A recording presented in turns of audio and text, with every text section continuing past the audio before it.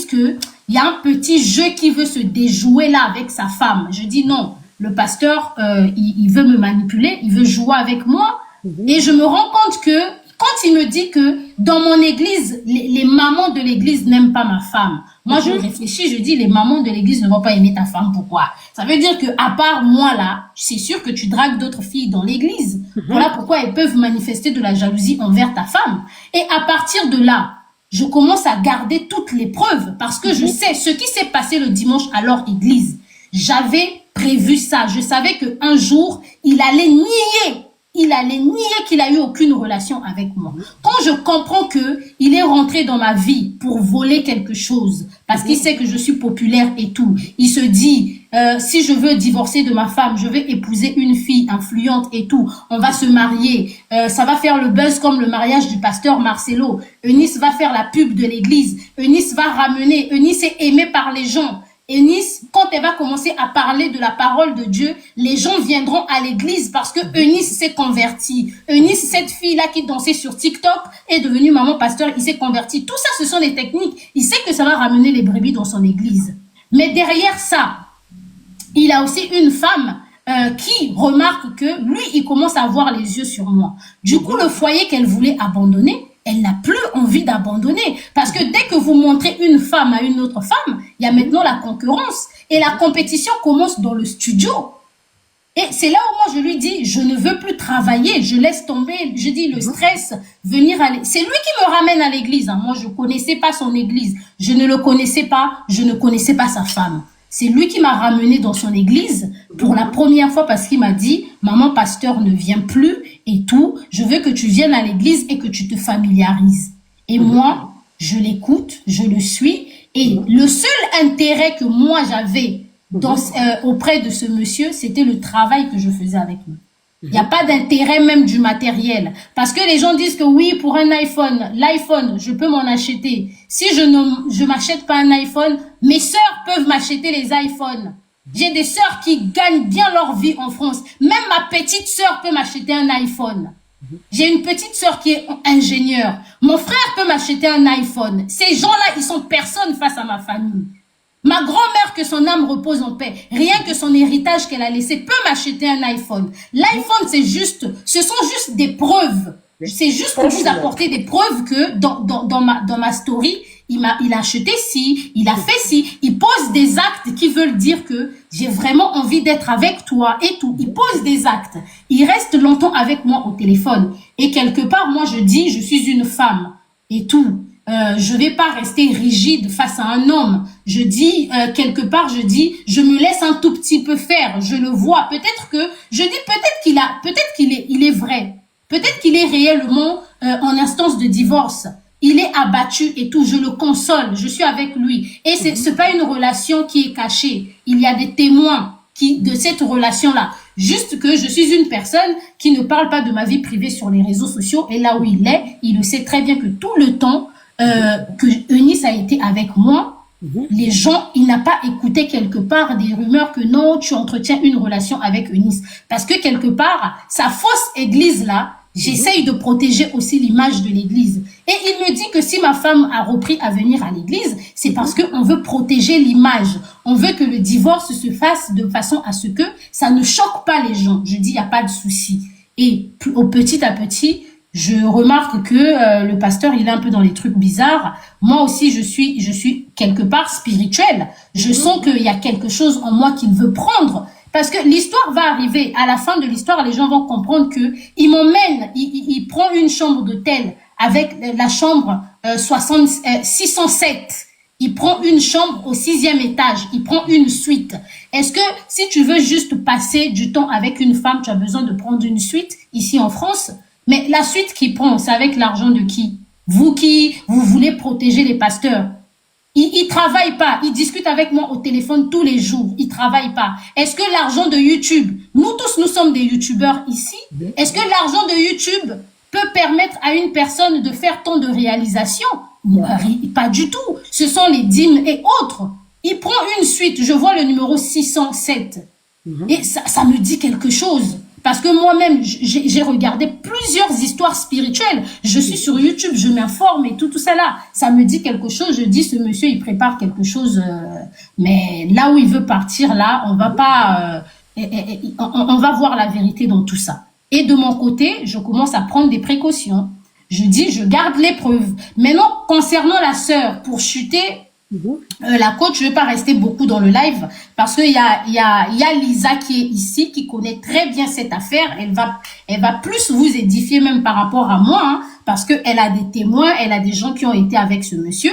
Et de mon côté, maintenant, je comprends le jeu. Je comprends le jeu, je dis, je ferai mon témoignage.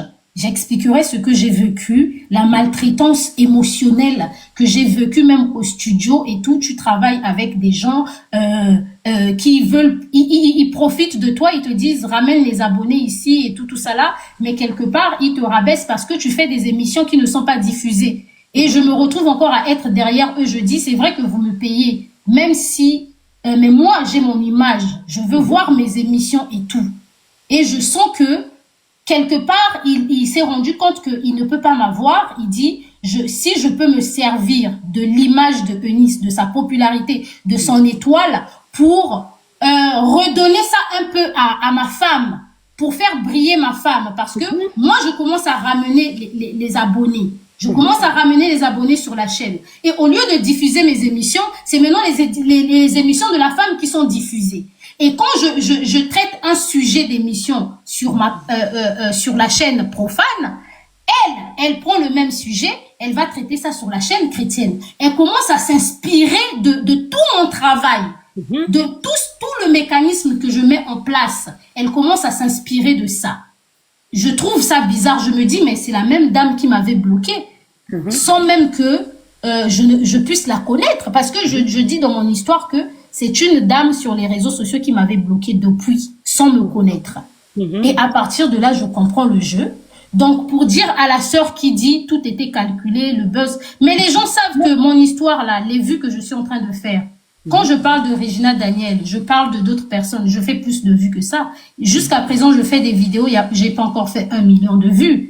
Eunice, les gens savent que Eunice fait des millions de vues, des 4 millions de vues. Mais cette affaire, je n'ai pas encore fait des millions de vues dessus. Donc, ce n'est pas question de chercher le buzz, chercher de notoriété. C'est juste vous mettre face à la réalité. Comprenez qu'aujourd'hui, il y a des Africains qui, malheureusement, ne prennent pas leurs études au sérieux, ne prennent pas leur carrière au sérieux. Et quand ils arrivent au bord de leur vie, ils savent plus quoi faire. Ils s'improvisent en faux prophète. C'est tout. Ils s'improvisent en faux prophète. Et pour dire à la sœur, donc pour chuter, je n'ai rien calculé. Le monsieur, il était conscient que Eunice, c'est une fille des réseaux. Donc, on a Snapchat. Si je vais au restaurant, je filme. Je vais au cinéma, je filme. Lors des anniversaires, on filme. Tout ce que nous faisons, nous filmons. La plupart des choses, on filme. Donc, les images qui sont sorties, c'était rien de calculé. C'est juste que quand il a commencé à me menacer pour effacer les images et tout ça là, j'ai compris qu'il y a un jeu qui voulait jouer et je me suis retirée. Donc il y a rien de calculé, s'il vous plaît, qu'on ne vous trompe pas. Je peux vous ramener des images, des choses qui se sont passées dans ma vie il y a en 2021, 2022, 2023 et tout. Rien de calculé. Il y a rien n'a été calculé. Et là où il est, il sait que Eunice, c'était une bonne fille. Pendant que je le fréquente et tout, je n'ai personne d'autre. Je discute avec aucun homme. Pourquoi? Parce que dans ma tête, je me dis, on appelle une pute celle qui a plusieurs hommes dans la journée, plusieurs hommes le même mois. Je ne suis pas comme ça. Les gens qui me connaissent, même mes amis me disent, on est choqué d'écouter ce que certaines personnes disent sur la toile. Je ne suis pas comme ça. Il a été ma personne pendant près de 7 mois. Pendant près de 7 mois, jusqu'à ce que je vois sa femme venir dénigrer les révélations que maman Joël Kabassé a eu à dire en disant que n'épousez pas les pasteurs, les femmes de pasteurs sont malheureuses. Et elle vient dire que non, c'est faux, épouser un pasteur, c'est une bénédiction. Et moi, je me dis, mais comment ça? Toi, tu souffres dans ton foyer. Ton mari, la plupart des temps, il était avec moi. Tu peux pas dire que épouser un pasteur, c'est une bénédiction. C'est parti de là. C'est à partir du témoignage de maman Joëlle Kabassele que j'ai eu la force de parler, de sortir ce que je gardais. Donc, ça n'a rien de calculer la famille. Là où il est, il sait. Et je le rassurais, je lui disais, t'inquiète pas, il y a des choses que je ne peux pas faire. Mais quand je vois la gravité de l'autre là, et quand il lance une cagnotte de 9500 €, il lance une cagnotte de 9500 € pour construire un bâtiment pour l'église. Il a combien de fidèles, lui, pour acheter une salle de 9500 €? Est-ce que même pour acheter une maison, un pavillon ici en France, combien d'Africains achètent des pavillons à 9500 €? Si c'est trop, parce que le monsieur, il sait pas qu'il a affaire à une femme très instruite. Hein. Pour les personnes qui veulent me rabaisser, moi j'ai terminé mes études. Je me suis arrêtée au master 1. J'ai terminé mes études. Donc même face à sa femme qui s'est arrêtée au niveau bac, elle s'est mariée à 19 ans, elle n'a plus senti ce besoin d'aller à l'école. Mais il est tombé sur une femme qui est largement l'autre là. Il est tombé sur une femme qui est largement plus intelligente que celle qu'il a à la maison. Donc, quand je vois une cagnotte de 9500 € et il y a des messages où parfois même lui-même il se trompe, il dit oui, on veut acheter la salle à 9000 €.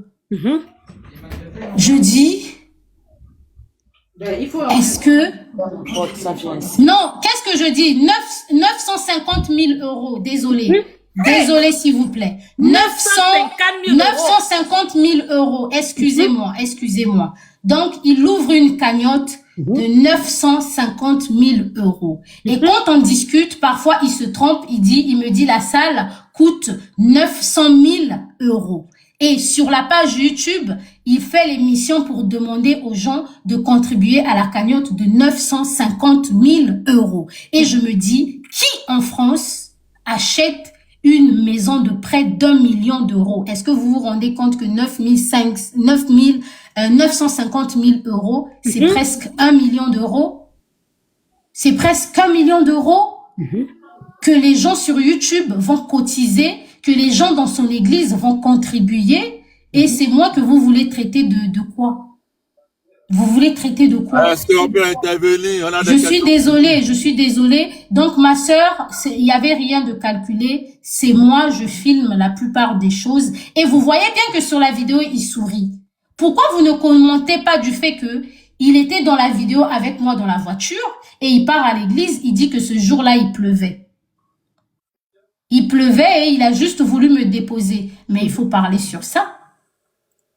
Donc, ma coach, merci beaucoup, maman. Merci beaucoup. Il y a Lisa Queen, parce que il y a Lisa, franchement, vous pouvez pas savoir la force et l'énergie que vous me donnez en me soutenant. Merci. Je rappelle encore aux chrétiens que le combat, ce n'est pas l'église. Non. On est en train de combattre les faux pasteurs qui abusent de la naïveté, surtout des femmes.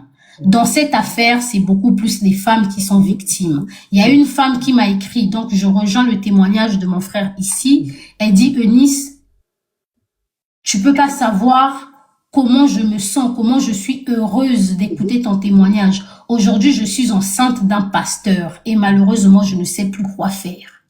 Le pasteur l'a enceinté, le pasteur a une femme à la maison. Et combien de femmes des gens que les pasteurs ont enceintés? Au Nigeria, il n'y a pas très longtemps, un pasteur a été démasqué quand un footballeur s'est rendu compte que tous ses 4 enfants, c'était des enfants du pasteur. Donc, pendant que lui, il va travailler fort, il va jouer au foot, tout ça là, sa femme, c'est le pasteur qui console sa femme. Il commence toujours, viens dans les veillées de prière, viens faire ceci. Ah, il y a un démon, il y a un esprit dans votre maison et tout, je viens prier. Et la prière devient autre chose. Je suis restée avec ce pasteur. On a passé plusieurs jours ensemble. À aucun moment, on a eu un moment de prière. On n'a jamais prié ensemble. On n'a jamais prié ensemble. Même pour qu'ils me disent que prions avant de dormir. Ou ouais, c'est le jour de ton anniversaire. Viens, je prie pour toi. On n'a jamais prié ensemble. Mais vous savez quoi? La suite de de mon témoignage va vous choquer. Quand à la rentrée scolaire, il va me dire, ramène ton fils pour que je prie pour lui. Dans mon cœur, je dis, ça va pas ou quoi? Avec tout ce que j'ai pu découvrir, moi, je vais ramener mon fils pour que tu lui imposes les mains. Et il oublie que dans son église, il faisait des témoignages dans le sens où il y a des gens qui voient les étoiles, ils passent d'abord par la mer et tout, après ils touchent des enfants. Donc, quand à la rentrée, il me dit, ramène ton fils, je vais prier pour lui. Je dis, est-ce que ça va? Donc, la famille, laissez s'il vous plaît. Arrêtez, arrêtez. C'est une peine, c'est une cause perdue que vous êtes en train de défendre. Et sachez que chaque défense que vous donnez à ce couple, comment je peux dire, vous égarez plusieurs âmes. Parce que actuellement, ils ont des gens aussi qui sont en train de les soutenir. Donc, chaque parole, chaque défense que vous allez donner du côté de ce couple, vous allez égarer les âmes. Vous allez égarer les gens. Parce que actuellement, les fidèles sont traumatisés. Ils savent que mais c'est papa qui a ramené cette fille. Et même quand j'ai arrêté d'aller à l'église, il m'a dit que oui, tu sais, les mamans d'église te demandent, hein, ils disent, ah, ta fille influenceuse, là, et moi, j'ai dit, oui, moi, je viens plus à l'église. Il dit, je viens plus à l'église. Merci beaucoup, ma coach. Merci.